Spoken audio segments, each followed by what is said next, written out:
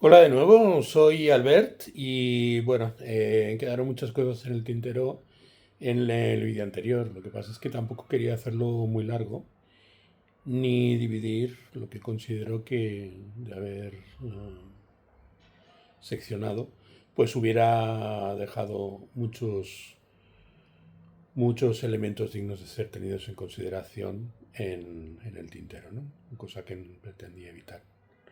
Entonces lo que voy a hacer en este vídeo va a ser desarrollar muchas de las ideas que han ido surgiendo en mi reflexión en el vídeo anterior acerca de la definición de alma, ¿no?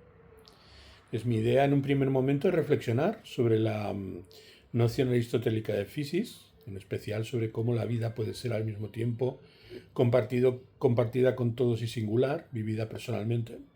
Y exploraremos la idea platónica del alma como intermediaria entre lo eterno y lo temporal para confrontarla con esta percepción mía y personal acerca del alma. Me interesa mucho, pues que a pesar de que considero que mi visión pues está muy fincada, está muy condicionada por mi propia configuración personal, hay que tener en cuenta que tengo pues tres planetas en Escorpio en la casa 7, entre ellos el regente del ascendente, Venus, Júpiter, Marte.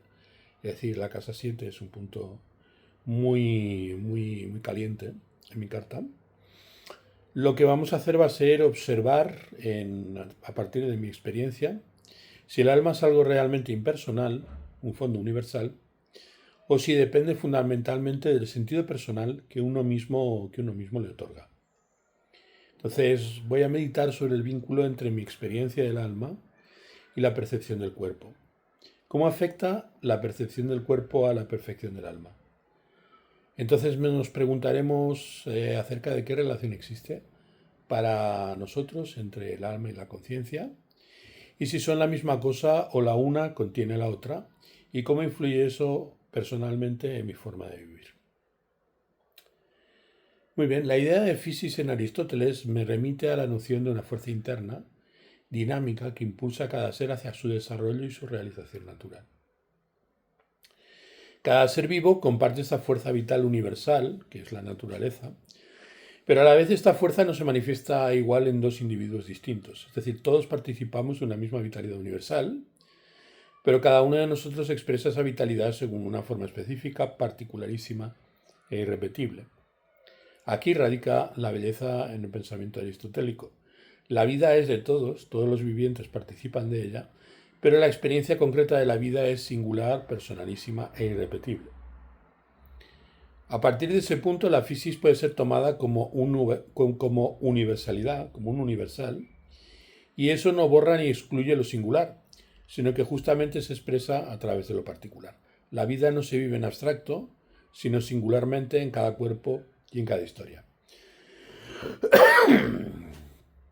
Con lo cual ahí la noción platónica del alma incide y sugiere que el alma es un puente, un intermediario entre lo eterno y lo temporal.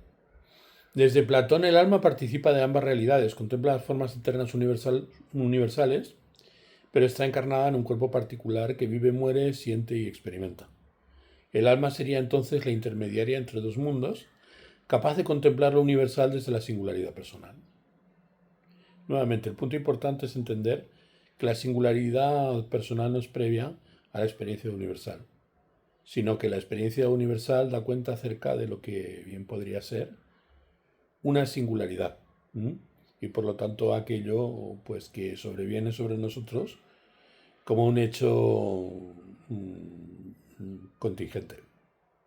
Es decir, desde la perspectiva que yo estoy asumiendo, la identidad no es un hecho fundante, sino es la repercusión y casi el resultado de un condicionamiento. Entonces esto implica una tensión permanente. Vivimos con un pie en la eternidad, anhelando una verdad permanente, y con otro en el mundo temporal, experimentando emociones, dolor, placer y transformación. Y esa tensión es precisamente la que hace que nuestra vida sea significativa. La conciencia individual para Platón es justamente el alma experimentando esta tensión, y yo participo claramente de esa concepción. ¿Cómo afecta a mi experiencia corporal a la percepción del alma? Es algo que creo que, reflexionado, atrae revelaciones pues muy profundas. Creo que la percepción que tengo del cuerpo moldea profundamente mi percepción del alma. Cuando siento mi cuerpo con claridad, a través del placer, el dolor, el contacto sensible con la realidad, percibo con más nitidez mi alma. El cuerpo no me distrae el alma, sino que me revela con más fuerza, revela el alma con más fuerza y con más precisión. Al experimentar el cuerpo siento que mi alma se localiza momentáneamente en un punto del tiempo y del espacio. Cuando me desconecto del cuerpo pierdo la capacidad de percibir claramente mi alma, que se vuelve abstracta, vaga y distante. El cuerpo entonces no es un obstáculo, sino es un puente que acerca mi alma al mundo. Me hace sentirla viva, presente y concreta. Por lo tanto, el cuerpo es la puerta más clara y más directa hacia el alma. Pero no es una puerta de dentro a fuera, es una puerta de fuera a adentro, porque el cuerpo también forma parte del contorno. La percepción física abre el camino hacia lo más íntimo. Es una barrera que no es propiamente personal, sino que el cuerpo nos revela nuestra impersonalidad, pero en la forma y a través de las categorías a las que se abren la percepción, la experiencia de la conciencia, nos hace el cuerpo como un factor presente con el que tenemos tendencia a identificarnos. Sobre la relación entre el alma y la conciencia, para mí, ambas están íntimamente relacionadas, pero no son exactamente lo mismo. El alma es ese núcleo profundo, esa potencia pura que sostiene mi experiencia singular, lo que me permite reconocerme como un ser viviente coherente y con continuidad. Es aquello que permanece en el cambio sosteniendo mi identidad esencial. La conciencia, sin embargo, es el acto mediante el cual reconozco, percibo y me relaciono con el alma. Es la luz que ilumina lo que está en el alma, permitiéndome experimentarla claramente. La conciencia está contenida o sostenida por el alma. Sin alma no habría conciencia posible, pues ésta no tendría nada que iluminar ni nada que revelar. Por lo tanto, en mi vida diaria esto significa que presto atención a mi conciencia como algo que nace del alma y que continuamente me permite descubrirme y reconocerme en las cosas que experimento. De tal forma que mi experiencia del yo es en realidad la experiencia de lo que percibo a través de los sentidos. Cuando toco algo frío, cuando pruebo algo dulce, cuando experimento mientras me ducho el contacto con el jabón, el agua deslizándose por mi cuerpo, no estoy sintiéndome. Estoy sintiendo eso que está alrededor de mí, estableciendo en mí esa impostergable sensación que de alguna manera yo asocio a mi identidad. Es una identidad tan mutable como el modo en que pueden cambiar la naturaleza de los estímulos que de alguna forma pues llenan el espacio de mi conciencia mientras lo estoy viviendo. Cuando siento mi cuerpo con claridad, por lo tanto, a través del placer, el dolor o el contacto sensible, percibo con más nitidez el alma. Siento el alma claramente a través del cuerpo si mi experiencia física abre la puerta hacia esa percepción íntima y profunda. Entonces, cuando el cuerpo deje de estar disponible, cuando muera, yo podría imaginar dos posibilidades. Que el alma desaparezca con el cuerpo como si ambos fueran inseparables. Si el cuerpo es el puente que abre la puerta desde la conciencia hacia el alma y la experiencia de lo subjetivo, entonces quizás al desaparecer el cuerpo desaparece también esa conciencia. Eso significaría que el alma sería inseparable del cuerpo vivo, es decir, que el alma no es eterna o independiente, sino más bien algo que se despierta y se sostiene solamente en la interacción física y concreta con el mundo. Y en ese caso, cuando muera, simplemente dejaré de experimentar el alma. Se apagará la conciencia y mi alma volverá a un estado de potencia pura sin realización concreta. Y existe otra opción también. Quizás el alma no desaparece, pero sí cambia radicalmente su modo de existir. Si el alma es pura potencia, tal vez lo que suceda al morir sea que esa potencia deje de estar focalizada en un cuerpo particular y vuelve a ser potencia en estado absoluto. Y ya no habita en un punto específico del espacio y del tiempo, sino que vuelve a ser parte de una totalidad, de algo universal, atemporal, indefinido, sin límites claros. Y entonces deja de tener conciencia individualizada, pero permanece como posibilidad infinita. ¿Esto significaría que entonces seguiría existiendo después de la muerte? Sí, pero no ya como una conciencia singular que pueda reconocerse a sí misma, sino más bien como potencia pura dispersa en la totalidad del cosmos. Ya no habría conciencia personal, porque no habría cuerpo que pudiera delimitarla ni focalizarla. Habría perdido la necesidad de poner puertas al campo. Cuando yo camino por el campo y veo una puerta y me pregunto por la incongruencia que tiene el hecho de que la puerta se encuentre pues dividiendo dos espacios que en realidad son un mismo espacio. Eso es lo que ocurriría con la muerte. La muerte sería darse cuenta realmente que esa puerta no tiene ningún sentido, porque lo que hay, lo que es adentro es como lo que está afuera y lo que es arriba es como lo que está abajo, ¿no? También habría una tercera posibilidad que a mí particularmente me conmueve profundamente, y es que la muerte sea como un retorno de integración a algo mayor, donde el alma se vuelve parte de una conciencia más grande, colectiva, como un río que desemboca en un océano. Esta idea implicaría que aquello que experimento como alma propia durante mi vida es en realidad un fragmento particular y temporal de algo mucho más amplio, universal, impersonal, que tras mi muerte se reintegra plenamente a esa totalidad. Está totalmente implícito desde el primer momento en el hecho de que es la experiencia de lo general lo que hace que dentro de lo general reconozca como concreto algo sectorial que es aquella experiencia a la que se le atribuye la identidad de Albert Masdeu. Desde esa perspectiva, la muerte solamente corrige ese acto de debilidad en el cual elegimos ser una parte o un actor dentro de este drama universal. Simplemente darse cuenta que esta historia pues, está escrita entre todos y que ese entre todos es quienes somos realmente y que querer jugar el papel de un personaje es solamente un juego que tiene validez solamente mientras dura esta vida. Ese punto sería como un regreso al hogar, o más bien como una reabsorción a la matriz de la que siempre formamos parte. Una disolución consciente y tranquila de mi singularidad en un océano infinito de potencialidad. Y allí mi yo particular no continuaría existiendo, pero tampoco desaparecería por completo, simplemente se reintegraría en algo más grande. Entonces, valorándolo desde lo más íntimo y tratando de ser lo más sincero posible, desde mi punto de vista, cuando muera, o desaparecerá completamente la conciencia del alma, si esta depende exclusivamente del cuerpo, o mi alma se liberará del cuerpo y regresará a ser pura potencia sin conciencia particular, reintegrándose en la totalidad.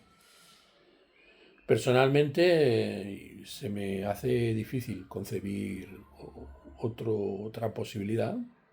Si a vosotros os ocurre, decidlo en el cajón de comentarios. Siento que la última opción es la más cercana a mi intuición profunda.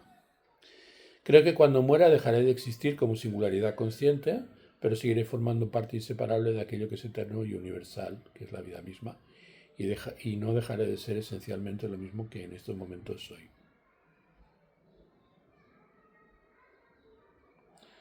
En ningún caso contemplo que el alma no exista, y en ningún caso contemplo que el yo sea subsistente. Por lo tanto, en ningún momento he llegado a contemplar seriamente la posibilidad de que el alma no exista. Pero tampoco, en ningún momento, siendo sincero conmigo mismo, tampoco he llegado a concebir en ningún momento, ni en mi más tierna infancia, cuando alguien me decía que la identidad podía subsistir más allá de la muerte, pues a través de los dogmas de las religiones o a través de conceptos, podríamos llamarlo así, pues más convencionales de lo que es la inmortalidad, como por ejemplo el asunto de la reencarnación. Tampoco he considerado nunca como una posibilidad plausible que yo pueda ser algo subsistente por sí mismo. Y voy a decir por qué. No contemplo la posibilidad de que el alma no exista porque desde mi perspectiva alma es justamente la palabra que uso para referirme al hecho mismo de la experiencia viviente y consciente. Por tanto entiendo que mientras exista la experiencia, mientras haya percepción, necesariamente estoy afirmando que existe algo a lo que llamo alma. Para mí alma no es una sustancia separada, sino la condición misma del experimentar. Por lo tanto no puedo imaginar su inexistencia sin negar también la experiencia en sí misma. Tampoco contemplo que el yo sea subsistente, es decir, que exista autónomamente y separado del proceso mismo de experimentar o de relacionarse, porque para mí el yo es siempre relacional. Es decir, lo he comentado a lo largo de este vídeo y del anterior. Yo entiendo que el yo nace es básicamente la complexión de ese entramado de vínculos que se da entre lo externo y lo interno. Y es compuesto, no tiene nada unitario.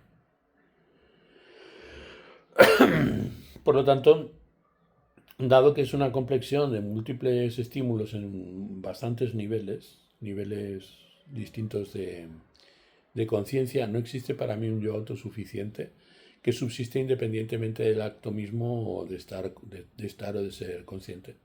El yo siempre emerge en la experiencia, es una aparición fugaz y dinámica. No es una entidad sólida que se sostiene por sí misma. Es decir, en mi perspectiva, el yo jamás es subsistente, siempre está condicionado por algo más amplio. Entonces, ciertamente, no contemplo que el alma no exista, porque sería negar la experiencia consciente misma, que para mí es precisamente lo que llamo alma. Por tanto, mientras hay vida y percepción, hay alma en sentido puro. Tampoco contemplo que el yo sea subsistente, porque eso implicaría una existencia independiente y absoluta del sujeto separado. Y yo nunca experimenté ni percibí en mí mismo que existiera un sujeto separado. Siempre percibo mi yo como dependiente, siempre lo percibo como relacional, siempre veo que es dinámico y siempre veo que es algo que surge, que aparece, que es algo que por lo tanto pues necesariamente se hunde en la inconsciencia bajo determinadas condiciones. Para mí el alma existe porque es exactamente la experiencia misma, el hecho vivo de percibir, algo que no puedo negar. Pero el yo que experimenta ese alma no es nunca fijo ni subsistente por sí mismo, sino que veo que es dinámico y que obedece a las relaciones, y siempre está emergiendo de nuevo y siempre se está transformando.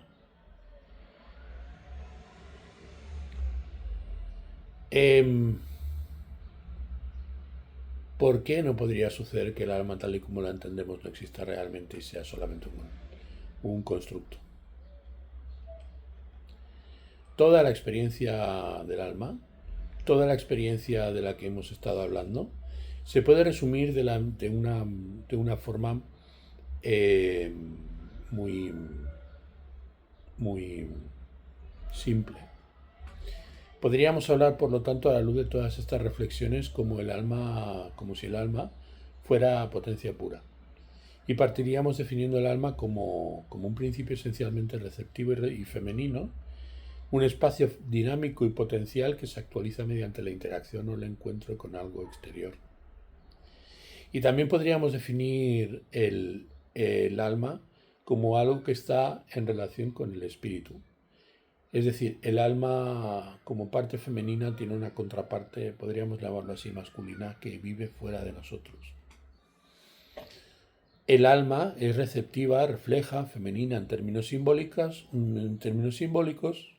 Podríamos equipararlo a la luna en términos astrológicos, mientras que el espíritu, que es el ruaj o el animus, es activo, dinámico y generador.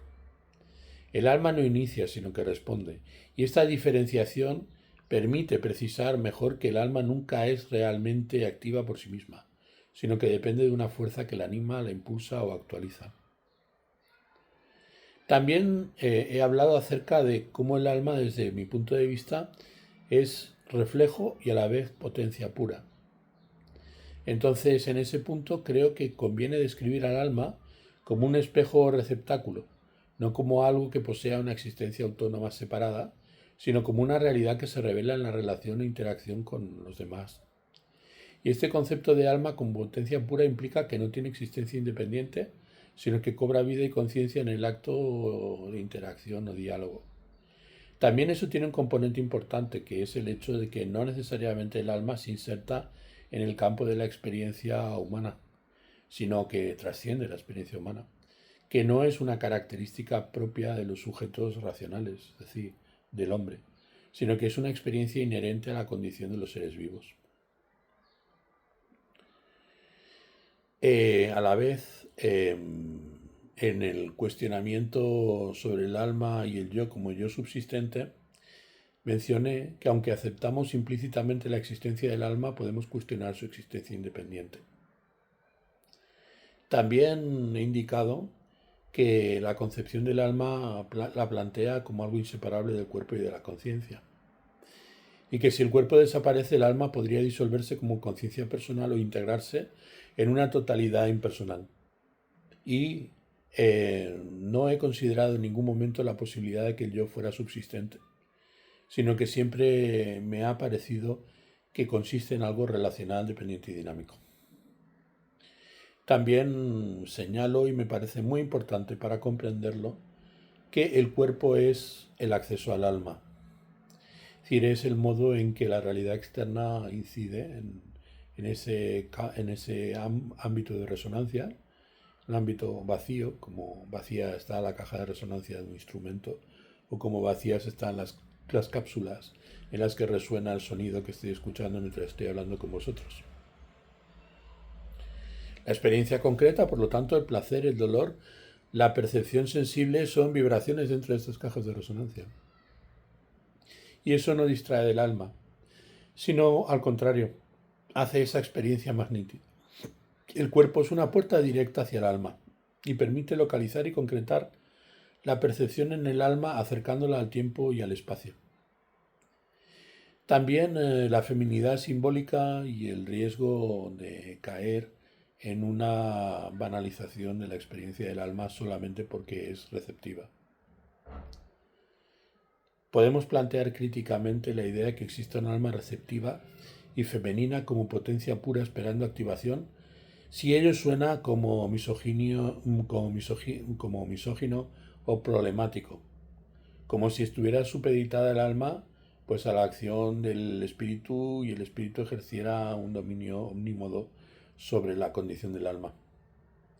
La receptividad o la feminidad simbólica no implica inferioridad, sino que representa la fuerza sutil de transformar desde la vulnerabilidad y desde la apertura a la experiencia de lo concreto. La inteligencia, lo mismo que los procesos más evolucionados de la vida, responden a la capacidad que tienen los seres de subsistir a través de su aparente falta de consistencia y autosuficiencia. Y por lo tanto podemos concluir que el alma como potencia pura femenina es justamente aquello que se actualiza siempre en relación en el diálogo con el otro. Y por lo tanto el alma es un proceso reflexivo constante y no una sustancia fija. Es una dinámica receptiva que se concreta en el encuentro con la experiencia vital. Muy bien, esta ha sido mi reflexión acerca del alma. Creo que ya por fin pues no he dejado nada de lo que en estos días pues estaba reflexionando. Y nada, os mando un abrazo y estamos en contacto. No olvidéis interactuar, o no dejéis de interactuar si eso os brota. Y os deseo que paséis una tarde bellísima. Mañana volveremos a vernos y volveremos a compartir pues este espacio de reflexión y de conocimiento. Un abrazo muy fuerte.